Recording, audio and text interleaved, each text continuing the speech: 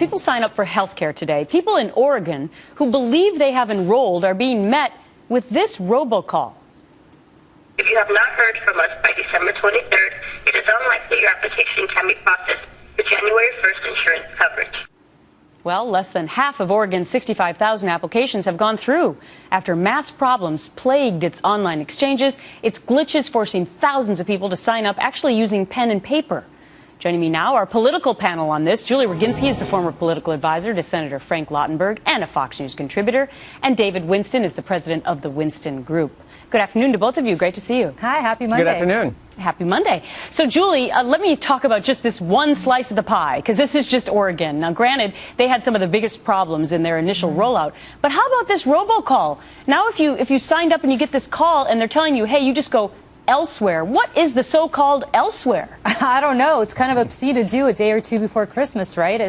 There's no excuse for it. It's coal in your stocking. Yeah, it's beyond coal in your stocking. It's pretty much a trip to the emergency room for health care by January 1 if you don't have other access to it.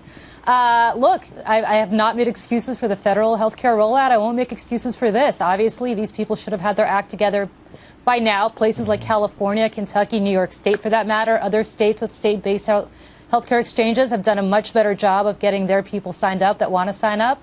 Oregon's had problems from the start, and the people that are in charge there should be just as, embarrassed about it as the federal health care. Yeah, but here's the thing, David. I have a friend in Connecticut, and by all accounts, that state exchange is running relatively well. She signed up 3 weeks ago, and she's gotten no information on how to pay the premium.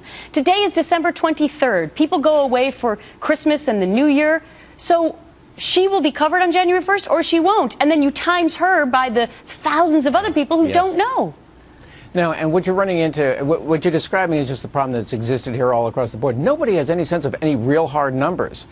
For example, did 5 million people lose their insurance as a result of what occurred? Or as the White House says, it's only a couple 100,000. How many people have actually signed up? And again, going to your situation in Oregon, people who thought they signed up suddenly getting this robocall, discovering that perhaps they didn't. I mean, I have to say that this is an example of just massively inept implementation. And contrast, right, Apple in one weekend manages to sign up 9 million people for telephones, right?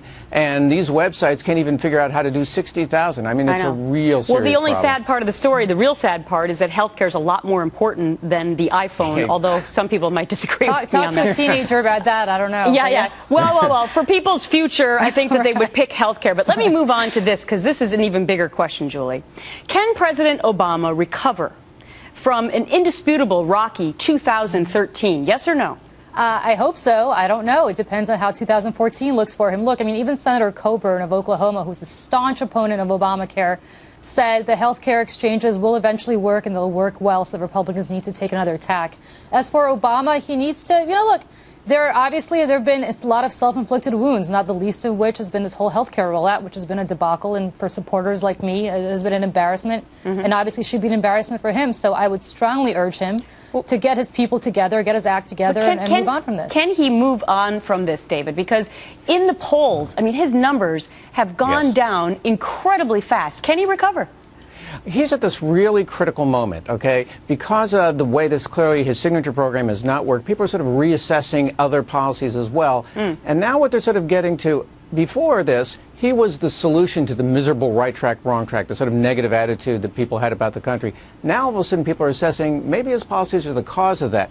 This is a really important inflection moment for this president in terms of how does he handle that and how does he move forward. Wow, very interesting. All right, Julie, David, have a fantastic Monday. Thanks so much for coming in. You too. Merry Christmas. Merry Christmas.